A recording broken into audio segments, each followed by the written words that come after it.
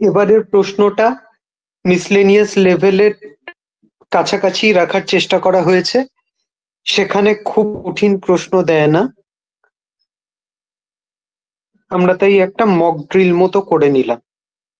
আমাদের প্রশ্ন নাম্বার 1, এটা কে কিভাবে করেছিস আমাকে একটু বল।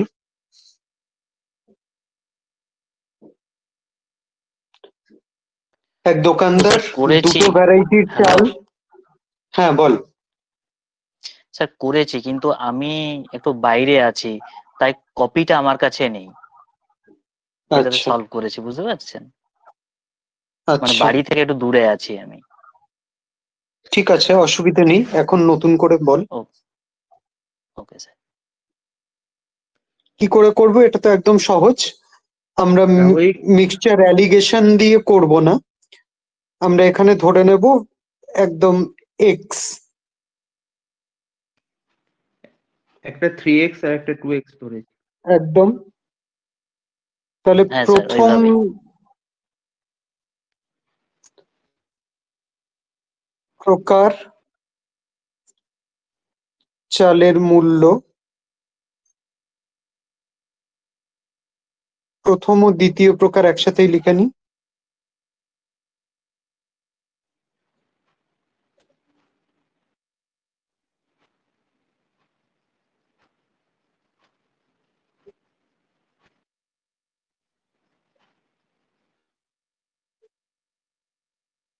প্রকার চালের মূল্য যথাক্রমে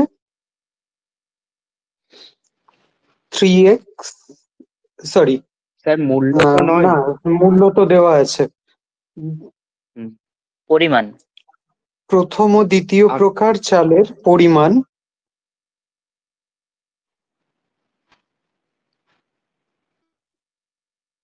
যথাক্রমে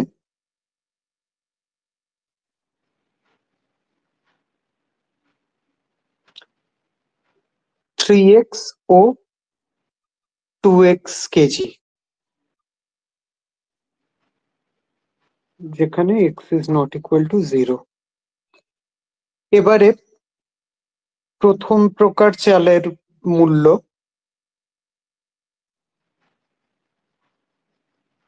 চালের 1 কেজির মূল্য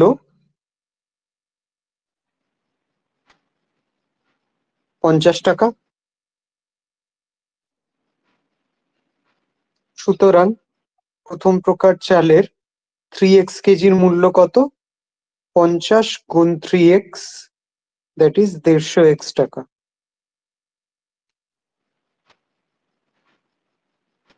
অনুরূপে দ্বিতীয় প্রকার চালের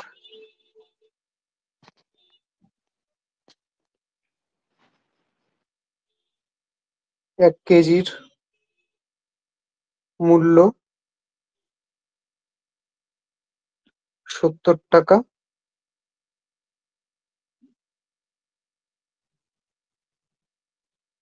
টু এক্স কেজির মূল্য 70 ইন্টু 2x, 140x টাকা। এবারে আমার অ্যাভারেজ ভ্যালুটাই জানতে চেয়েছে, what is the price per KG of the resulting mixture. তাহলে রেজাল্টিং মিক্সচার কত? 5x। 150x প্লাস দু 140x। প্রকার চালের মোট দাম আর তারপরে মোট পরিমাণ আগে, হুম, 3x plus 2x KG, that is 5x, এবং দু প্রকার চালের মোট মূল্য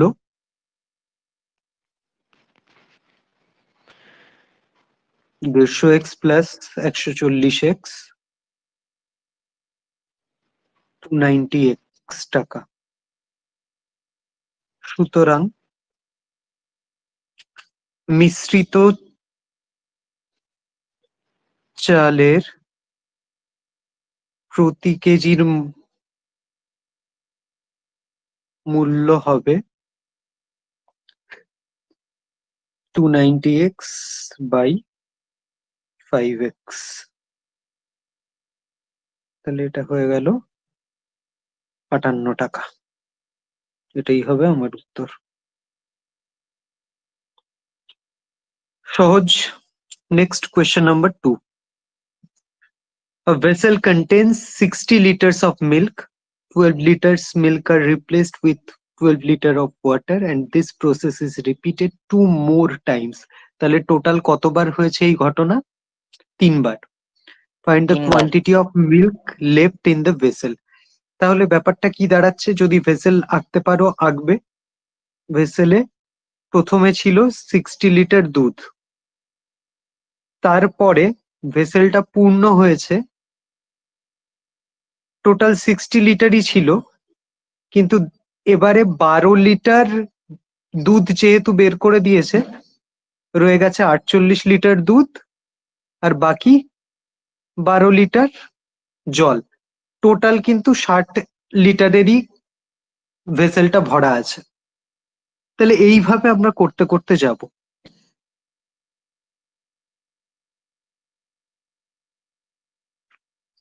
পাত্রটির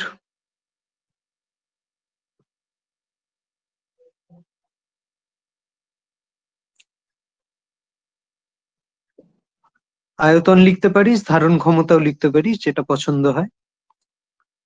ধারণ ক্ষমতা কত? 60 কেজি, 60 লিটার। সুতরাং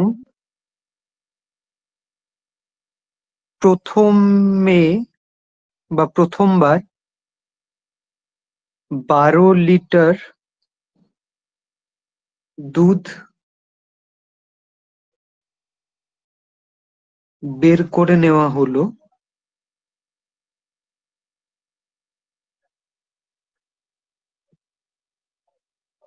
অর্থাৎ কত ভগ্নাংশ? 12/60, অর্থাৎ 1/5 অংশ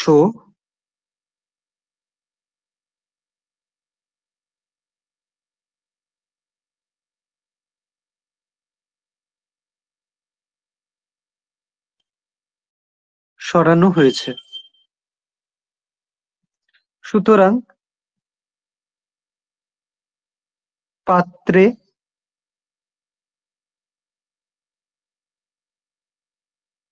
উপস্থিত দুধের পরিমাণ কত? কত অংশ? 1 minus 1/5. 4/5।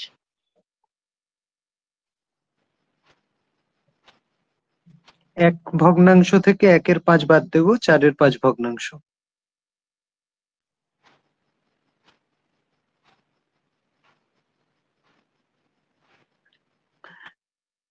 অর্থাৎ প্রতিবার উপস্থিত দুধের 4/5 ভগ্নাংশ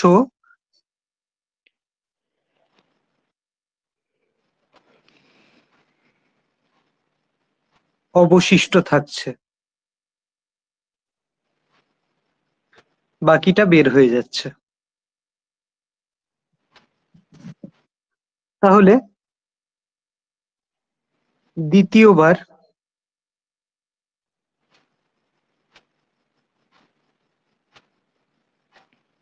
একই প্রক্রিয়া সম্পূর্ণ হওয়ার পর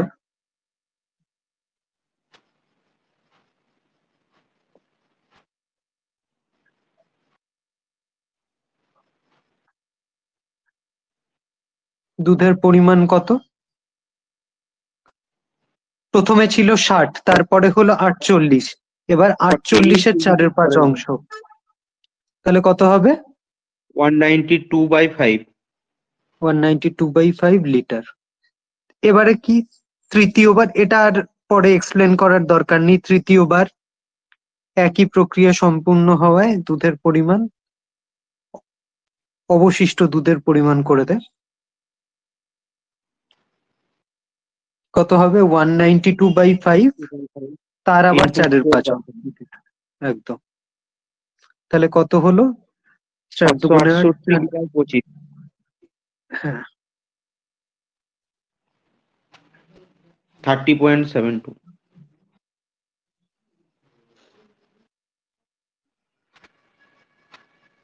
70 3 25 75, 18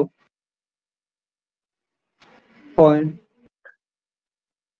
72 আসছে স্যার। 7, হ্যাঁ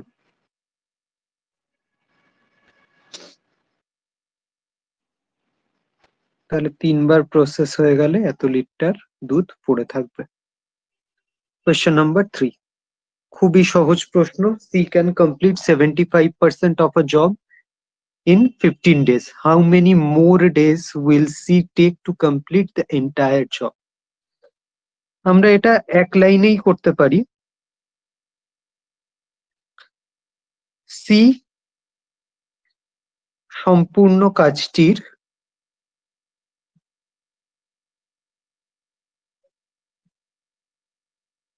75% করে 15 দিনে, অর্থাৎ কাজটির 100 মাইনাস 75%, 25% অসম্পূর্ণ আছে।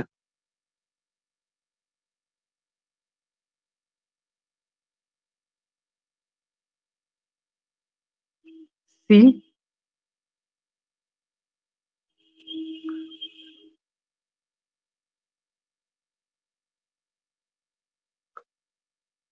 কাজের 75% সম্পূর্ণ করতে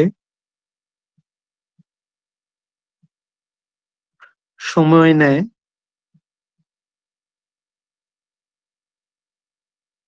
15 দিন। তাহলে সি কাজের 1% সম্পূর্ণ করতে কত নেবে? ঐকিক নিয়ম 15/75 15/75 দিন। আর 25 সি 25% সম্পূর্ণ করতে সময় নেয় 15 গুণ 25 ভাগ 75 এতদিন। তাহলে 3, 5, অর্থাৎ আরো 5 দিন লাগবে।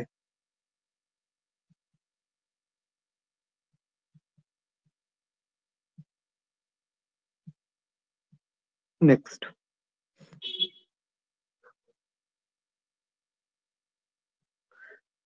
পাইপ এ আর বি একটা ট্যাঙ্ক 12 ঘন্টা আর 16 ঘন্টায় ভর্তি করে।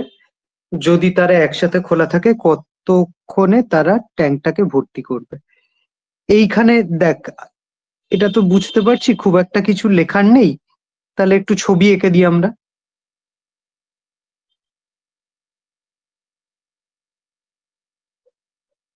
এ ইনলেট পাইপ আর বি ইনলেট পাইপ। এ নল 12 ঘন্টায়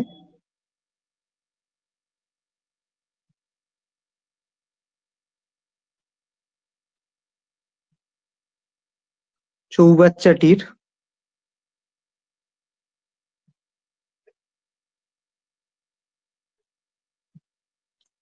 এক অংশ ভর্তি করে। এ নল 1 ঘন্টায় চৌবাচ্চাটির 1/12 অংশ করে। অনুরূপে বি নল 1 ঘন্টায় চৌবাচ্চাটির 1/16 অংশ ভর্তি করে।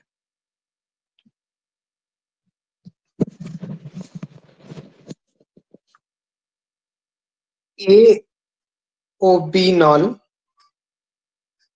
একত্রে 1 ঘন্টায় ভর্তি করে 1/12 যোগ 1/16 অংশ। তাহলে 48, সেখানে হচ্ছে 4 আর 3 7, 7/48 অংশ। সুতরাং এ ও বি 7 চৌবাচ্চাটির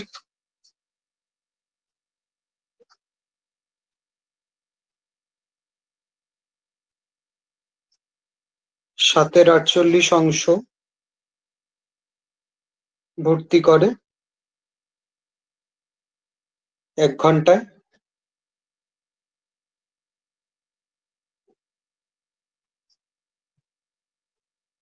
সুতরাং এ ও বি চৌবাচ্চাটির 1 অংশ ভর্তি করে 1/7 এর 48 ঘন্টা।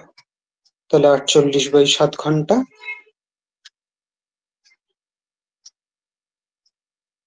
6×7 = 42, 6×6 = 7 ঘন্টা।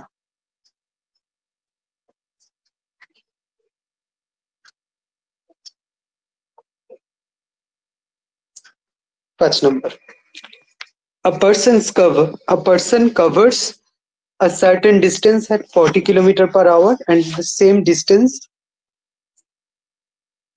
at 60 km/h. আচ্ছা, দুবার গেছে। The average speed for the entire journey. কি করেছিস? ছবি এঁকেছিস?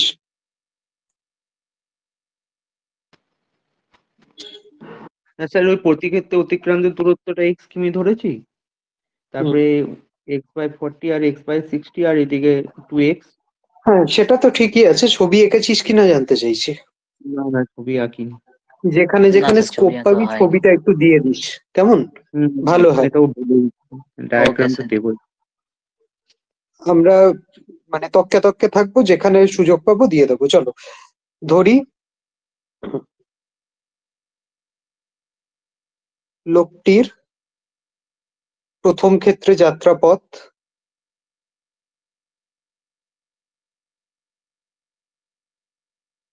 x কিমি।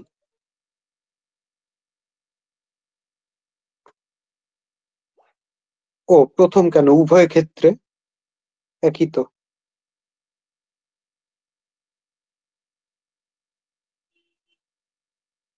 প্রথম ক্ষেত্রে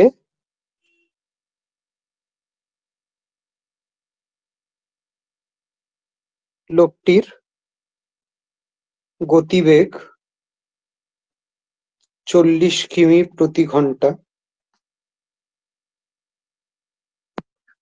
সুতরাং প্রথম ক্ষেত্রে লোকটির ভ্রমণ সময়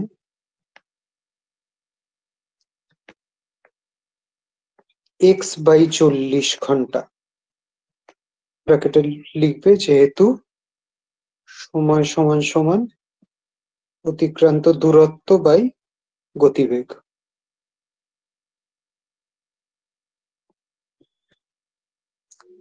দ্বিতীয় ক্ষেত্রে অনুরূপে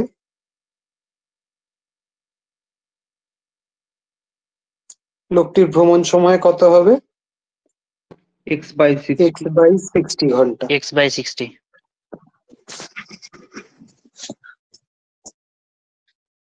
সুতরাং লোকটির মোট মোট যাত্রা অতিক্রান্ত দূরত্ব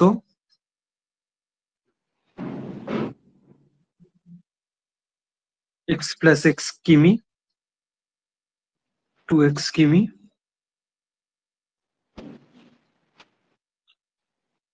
লোকটির মোট ভ্রমণ সময় x/40 প্লাস x/60 ঘন্টা। আমরা জানি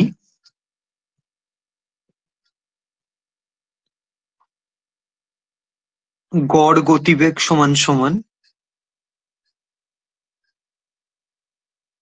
মোট অতিক্রান্ত দূরত্ব বাই মোট সময়।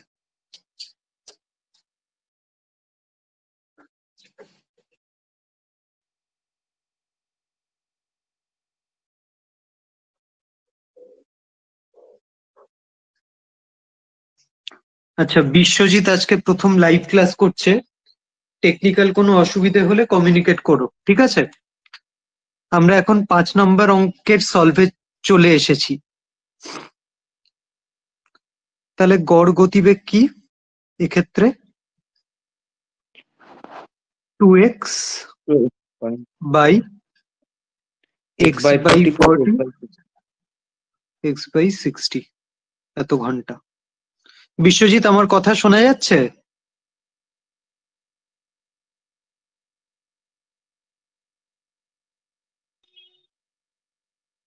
একটু আনমিউট করে বলো, তোমার মাইক মিউট রয়েছে।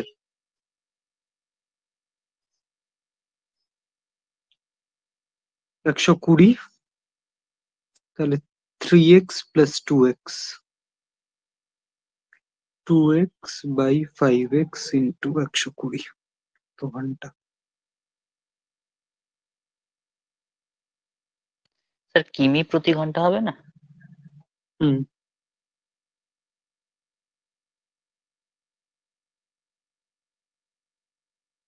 তাহলে কত হলো? 48 কিমি প্রতি ঘন্টা।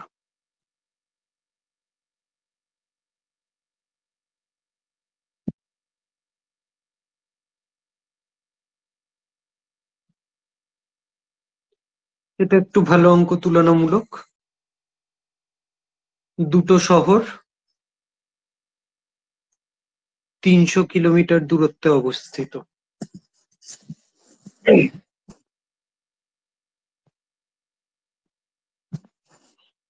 বলছে একটা গাড়ি ধরা যাক প্রথম সিটি থেকে 7টার সময় ছেড়েছে, আর সেটা হচ্ছে @50 kmph। তাহলে এইটা ও যখন এখানে 1 ঘন্টা কেটে গেছে, ধরা যাক এই পয়েন্টটার নাম জেড, তখন 8টার সময় এইখান থেকে আর একটা গাড়ি ছেড়েছে।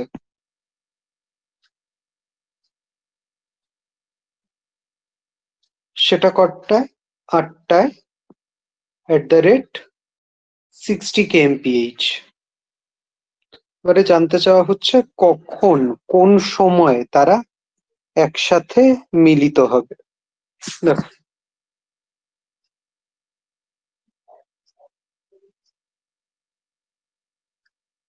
ধরি এক্স ও ওয়াই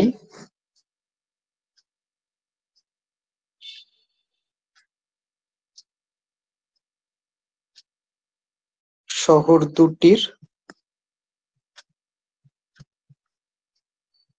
দূরত্ব 300 কিমি।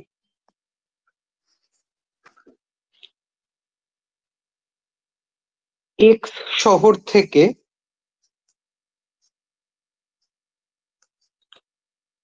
যে গাড়িটি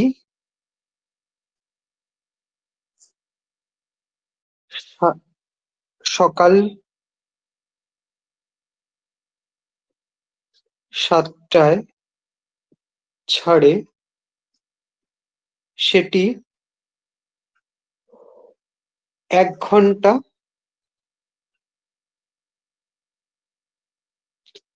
50 কিমি প্রতি ঘন্টা বেগে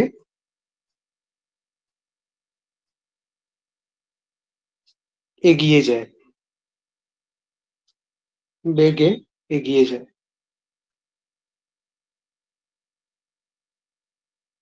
ও জেড বিন্দুতে পৌঁছায়।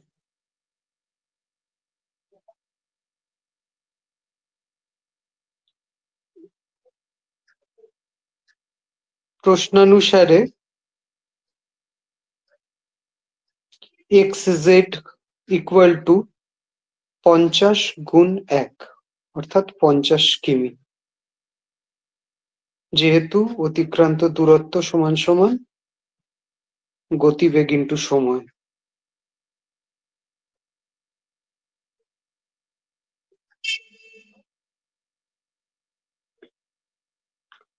তাহলে এইবারে গল্পটা শুরু হচ্ছে জেড ওয়াই কে নিয়ে। এই জেড ওয়াই অংশটা কত হবে? আমরা দেখে নিয়েছি এক্স এরটা 28। হচ্ছে 50, ঠিক? তার মানে এইটা হচ্ছে বাকি 250 কিলোমিটার। একদম। এইবারে আমার গল্প এখানেই জেড আর ওয়াই কে নিয়ে, যে 250 কিলোমিটার দূরত্ব এবং জেড পয়েন্টে থাকা গাড়িটা 50 kmph এই দিকে আসছে ওয়াই এর দিকে, আর ওয়াই থেকে একজন যাচ্ছে 60 kmph। তাহলে 8টার পর থেকে, সকাল 8টার পর থেকে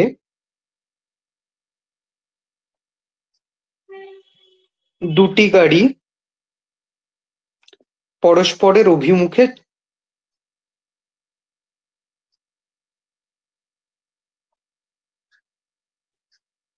চলতে থাকে। এক্ষেত্রে আপেক্ষিক বেগ কত হবে? বিপরীতগামী 50 + 60। বেগ হবে 50 + 60, অর্থাৎ 110 কিমি প্রতি ঘন্টা।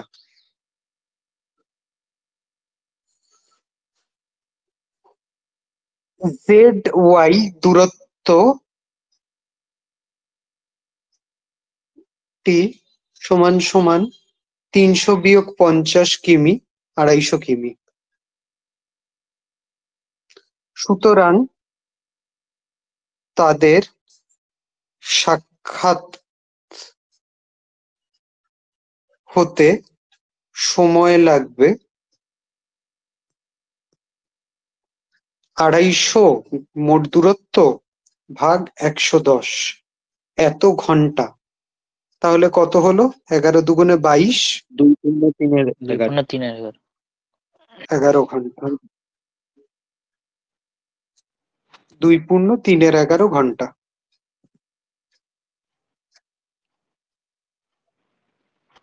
এটাকে আর ভাঙার মানে ভাঙলে ভালোই হয়। 2 2 ঘন্টা ঘন্টা 16 মিনিট। 16 আর মিনিট। 3 × 11 × 60, যেটা অ্যাপ্রক্সিমেটলি, হ্যাঁ ঠিকই বলেছো, 16 মিনিট মতো। তাহলে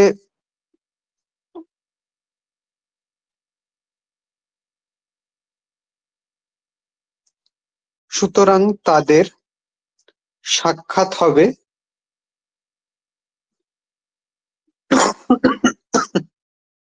8টার সময় থেকে 2 ঘন্টা 16 মিনিট পরে।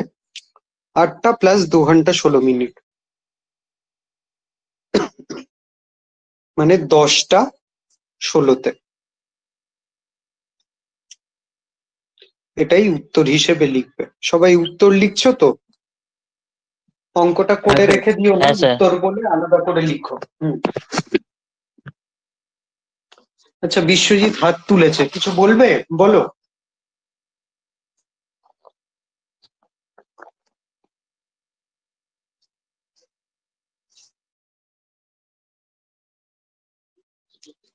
Next.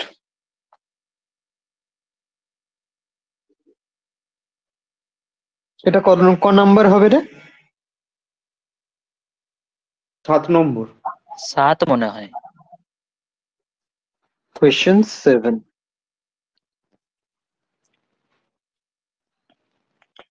A train travels 80 km/h for 3 hours and then 100 km/h for 2 hours. What's the total distance covered? এটা একদম জলবৎ তরলম। এখানেও যখন ছোট অঙ্ক, আমরা একটু ছবি এঁকে নেবো। এক্স ওয়াই, মাঝখানে একটা জেড। 80 kmph এ কত ঘন্টা? 3 hours। আর 100 kmph এ 2 hours।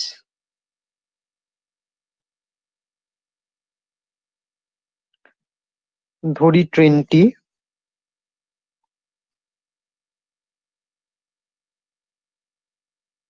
80 কিমি প্রতি ঘন্টা বেগে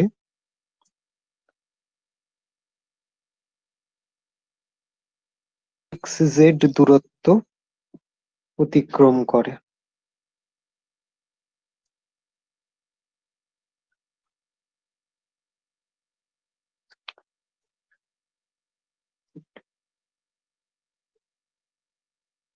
এক্ষেত্রে ট্রেনটি 1 ঘন্টায় যায় 80 কিলোমিটার, বা প্রতি ঘন্টায়ও লিখতে পারো। প্রতি ঘন্টায় যায় ৮০ কিলোমিটার। সুতরাং ট্রেনটি ৩ ঘন্টায় যায় ৮০ গুণ ৩, অর্থাৎ ২৪০ কিলোমিটার।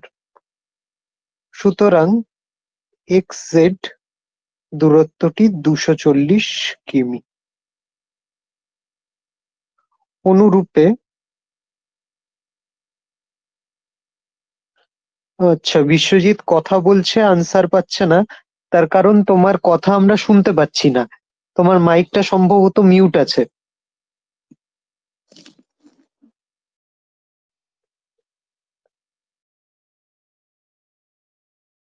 আমরা এই মেসেজটা পড়তে পারবো, কিন্তু কথা শুনতে গেলে আনমিউট করেই বলতে হবে। অন্য ক্ষেত্রে ZY দূরত্ব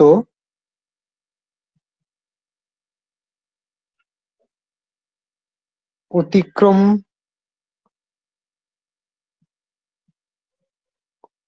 করতে ট্রেনটি ২ ঘন্টা সময় নেয়।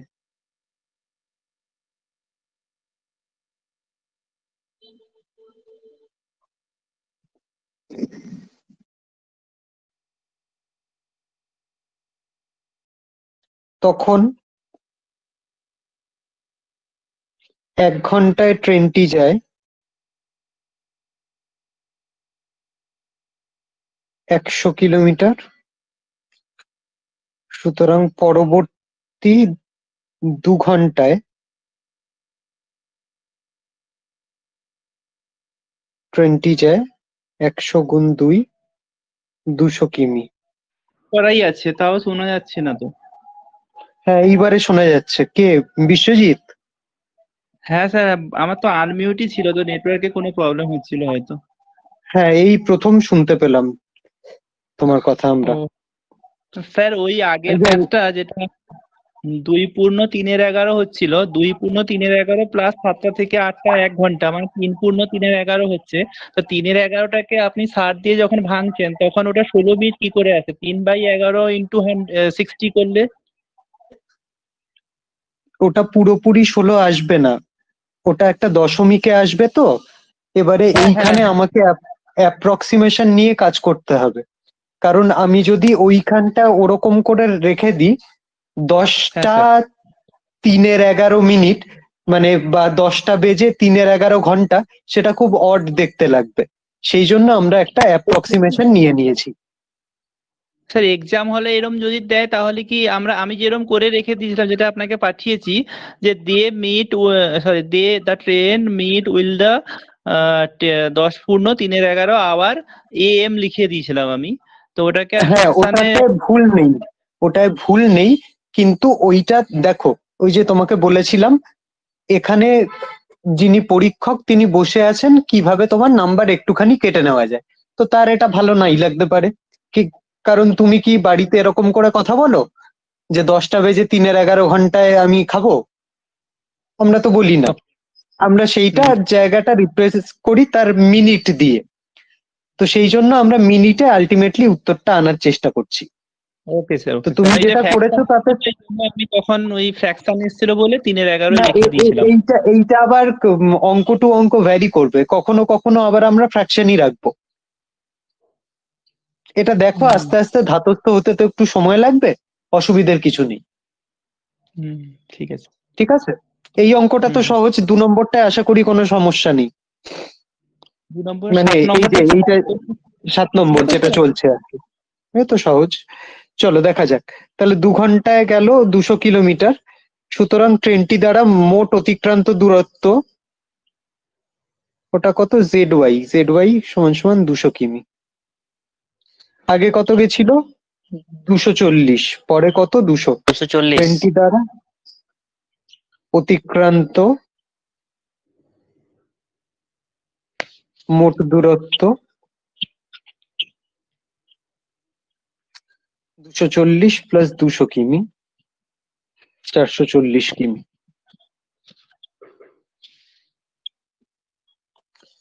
Next. A train 150 meter long is running at a speed of 90 kilometer per hour.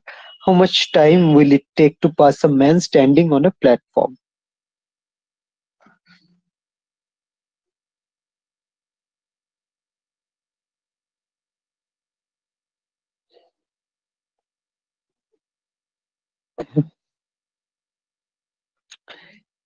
ট্রেনটির গতিবেগ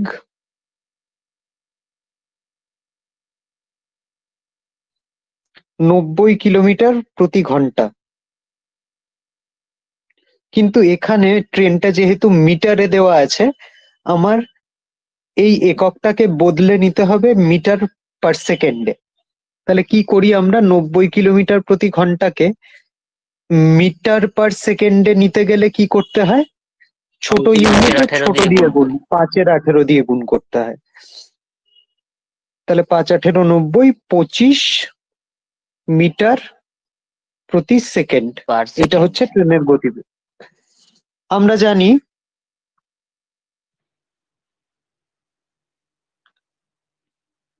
ট্রেন যখন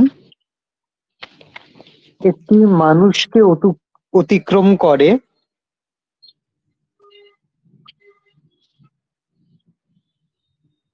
স্যার এইভাবে কি লিখে দিতে হবে যে ট্রেন যখন হ্যাঁ মানুষকে অতিক্রম করে এরকম লিখতে হবে হ্যাঁ, পরীক্ষা খাতায়? এই যে দেখো, এই এই অঙ্কগুলোর এইগুলোই তো আমাদের মুনশিয়ানা অর্জন করতে হবে, যে যেখানে লেখার স্কোপ আছে আমি সেটা কখনো হাতছাড়া করব না। কারণ এই অঙ্কটা দেওয়াই হয়েছে, কেউ কি লিখবে খুঁজে পাবে না, 3 লাইনে অঙ্ক করে বেরিয়ে যাবে। তাহলে আমি যদি যুক্তিটা লিখে নিই, আমার তো 2 লাইন বাড়লো। একটা 5 নম্বরের অঙ্ক তো 3 লাইনে হতে পারে না, তাই না? হ্যাঁ স্যার, আমি লিখেছি স্যার। গুড, যে তো লজিক স্যার দিয়েছো খুবই ভালো। হ্যাঁ বলো। বলছি, এটা দাঁড়িয়ে থাকা মানুষকে লিখলে বেটার হতো না? কারণ অনেক সময় তো আমরা দেখি মানুষটা এগিয়ে আসছে ট্রেনের মানে তখন একে আপেক্ষিক অপরের দিকে গতিবেগ। বা ইয়ে করে। ঠিক ঠিক। হ্যাঁ, তাহলে স্থির মানুষকে করে এটা দিই, আরো আরো বেটার স্পেশালাইজ হবে। হয়ে গেল ব্যাপারটা। একদম। খুব ভালো, এই যে ভালো একটা ইনপুট দিল প্রিয়তোষ। তাহলে ট্রেন যখন একটি স্থির মানুষকে অতিক্রম করে, সে তার নিজের দৈর্ঘ্যকেই অতিক্রম করে।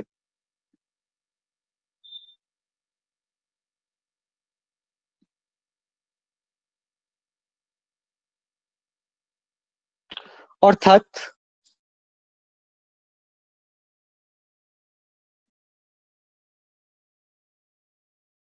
ট্রেনটির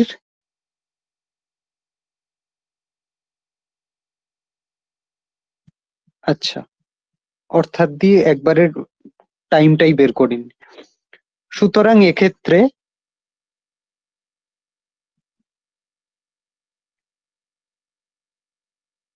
ট্রেনটি স্থির মানুষটিকে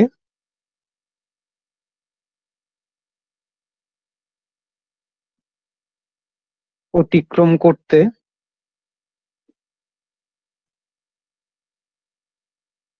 সময় লাগবে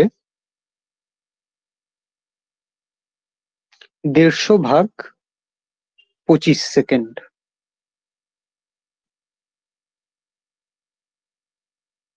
তাহলে 6 সেকেন্ড।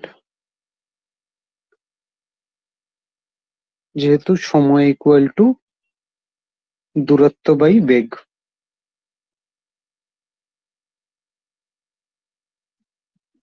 তাহলে আমার 6 সেকেন্ড সময় লাগলো। Next sir sir question. Hello বল, বলো বলো। স্যার, এই যে লাস্ট লাইনটা আপনি একবারে বের করে দিলেন, এরপরে কি আবার আপনাকে লিখতে হবে যে অতএব ট্রেনটি হ্যাঁ আমরা, ও আচ্ছা, তুমি যেহেতু নতুন, আমরা এটা প্রথম দিন থেকে লিখে আসছিলাম, এবার রোজ লিখতে হয় বলে আমরা স্কিপ করি। তো তুমি আছো বলে আবার লিখছি। এরপরে ফাইনাল উত্তর বলে এরকম করে লিখবো। প্রশ্নানুসারে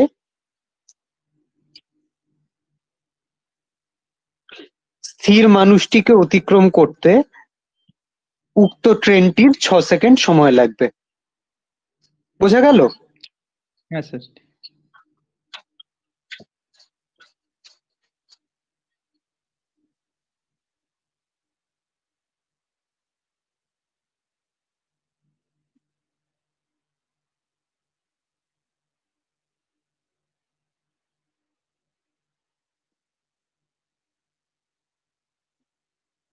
Next. 9. Two trains of length 200 meters and 300 meters are running on parallel tracks in the same direction. The speed 80 kmph and 100 kmph. How long will it take for the faster train to overtake the slower one? আচ্ছা, তাহলে এখানে কি করব? একটা 200 মিটারের আর একটা 300 মিটারের train যাচ্ছে সেম ডিরেকশনে। একটা হচ্ছে 80 kmph এ যাচ্ছে আর একটা হচ্ছে 100 kmph এ যাচ্ছে। ফাস্টার ট্রেনটা কতক্ষণে স্লোয়ার ট্রেনকে অতিক্রম করবে?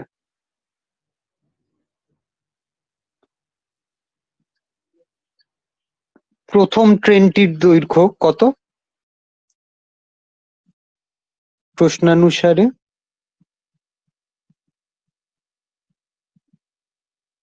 প্রথম ট্রেনটির দৈর্ঘ্য 200 মিটার,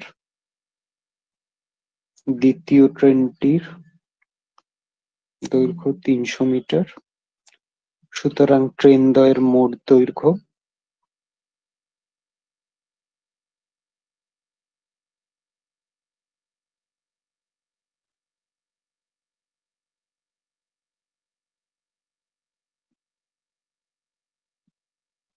500 মিটার। ট্রেন দ্বয় যেহেতু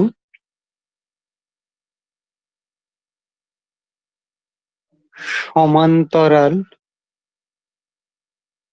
রেখায়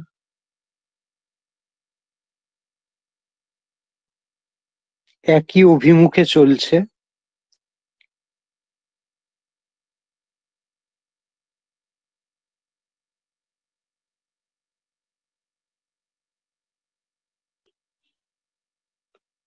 সেক্ষেত্রে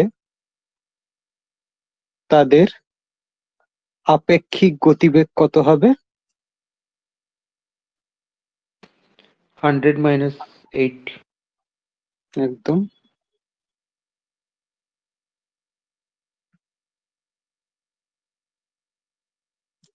কুড়ি কিমি প্রতি ঘন্টা।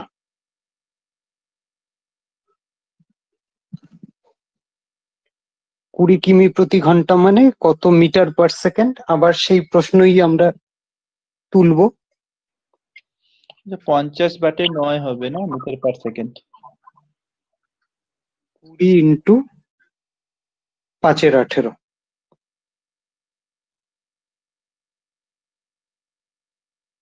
তাহলে 50/9 এত মিটার প্রতি সেকেন্ড।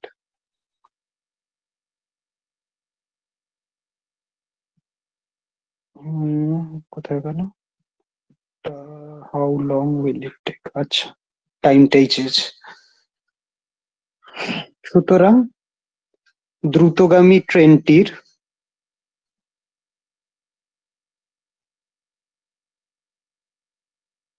ধীর গতির ট্রেনটিকে অতিক্রম করতে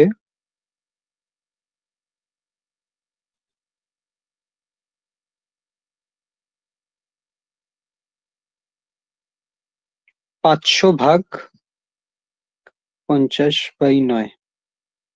তাহলে 500/50 ইন্টু 9, 90 সেকেন্ড। সেটাই বেরিয়েছে? হ্যাঁ স্যার। 1 মিনিট হ্যাঁ স্যার। 30 সেকেন্ড। 30 সেকেন্ড। এটা হবে আমাদের উত্তর।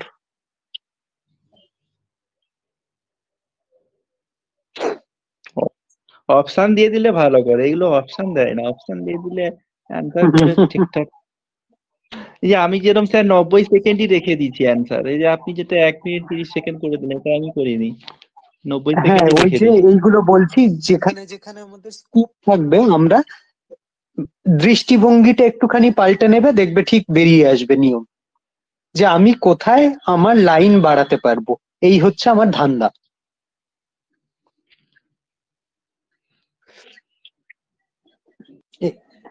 চলো, a boat covers a distance of 24 kilometer downstream in 2 hours and takes 4 hours to cover the same distance upstream.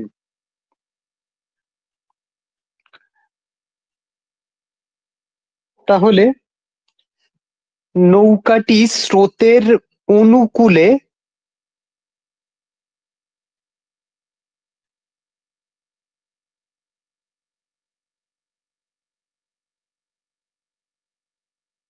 দু ঘন্টায় যায়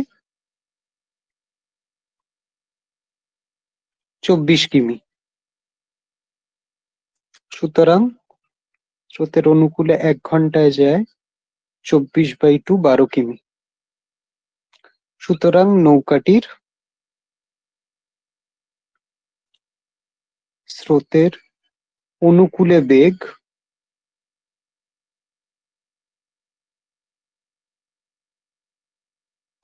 12 কিমি প্রতি ঘন্টা।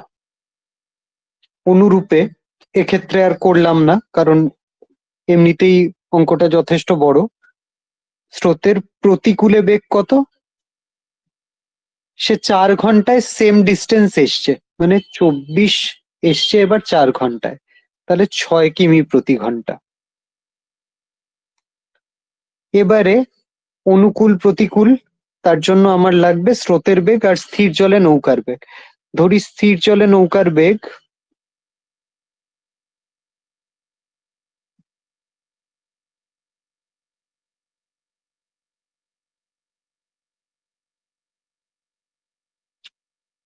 হচ্ছে কত?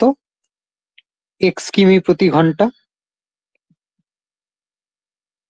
আর স্রোতের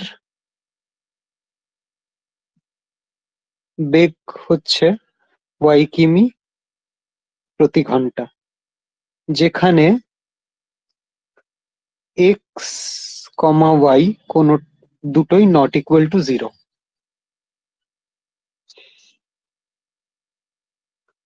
সুতরাং এই মেরেছে, এরপর আবার কি চলে এলো। সুতরাং প্রশ্নানুসারে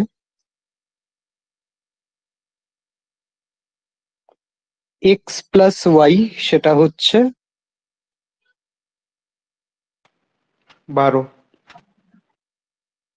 12, আর x মাইনাস y সেটা হচ্ছে 6।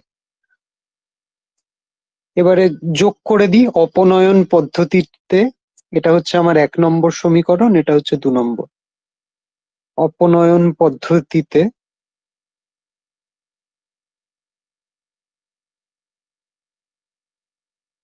সমাধান করে পাই, অ্যাড করে দিই দুটো, তাহলে 2x সমান সমান 12 যোগ 6, তাহলে x সমান সমান 18/2, দ্যাট ইজ 9। 1 নম্বর সমীকরণে x এর মান বসিয়ে পাই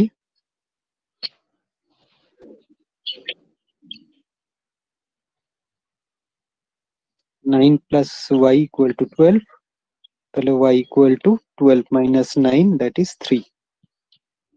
কি জানতে চেয়েছে ফাইনালি? এই দুটোই জানতে চেয়েছি।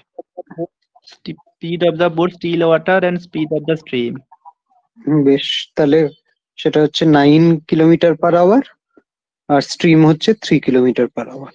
এটাই গুছিয়ে লিখবে। স্যার আমি যেভাবে করেছি, যে সূত্র দিয়ে যেটা হয় সেরকম করেছি, ওরম করলে তো হবে না?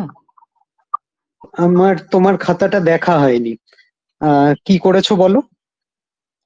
স্যার আমি যেটা সূত্র হয় যে স্পিড অফ দ্য স্ট্রিম সমান downstream speed minus upstream speed by 2, আর 3 বেরিয়ে যাচ্ছে 3 কিলোমিটার না পার না না না না, ওটা শর্টকাট। এ বাবা, ওটা একদমই করা যাবে না এখানে।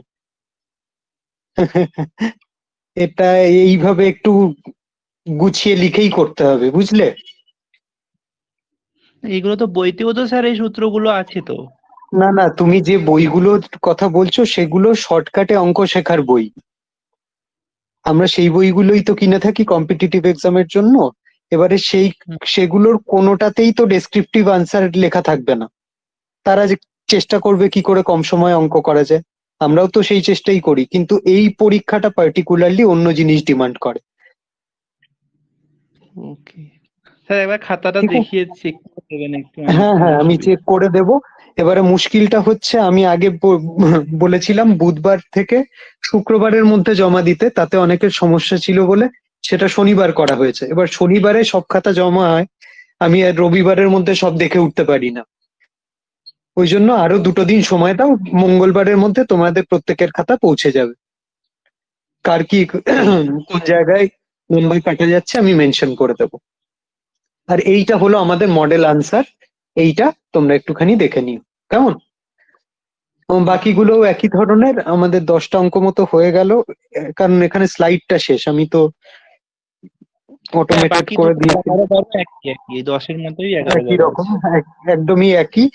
নৌকার স্রোতের অঙ্কে আর বেশি টাইপও হয় না। তো আশা করছি সবাই এমনি পারবে। আর আমরা নেক্সট দিন বুধবারে আপলোড করছি হচ্ছে মডিউল 4 কোন কোন চ্যাপ্টার আছে সেটা স্টাডি মেটেরিয়াল সেকশনে দেখে নিতে পারবে বিশ্বজিৎ। ঠিক আছে, একদম প্রথম যে পিডিএফটা আছে। চলো তাহলে আজকের মতো এখানেই থামাই। ঠিক আছে good night. Good night. Sir.